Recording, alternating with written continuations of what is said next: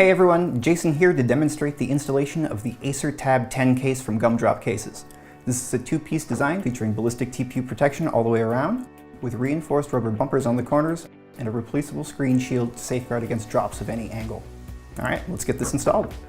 First, place the Acer Tab 10 into the bottom portion of the case and press it into place.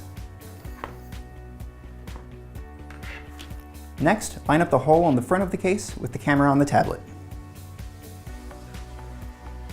Third, place the left side of the frame underneath the edge material of the bottom portion of the case, just below where the cutout narrows. Repeat with the right side.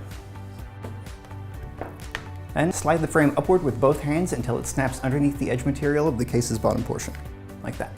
Starting at the top of the right side, massage the edges material of the case's lower portion over the frame. Be patient.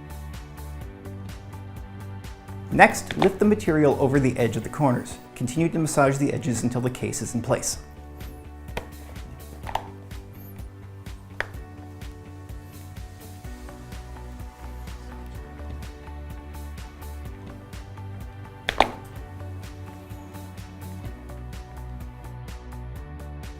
And that's all there is to it.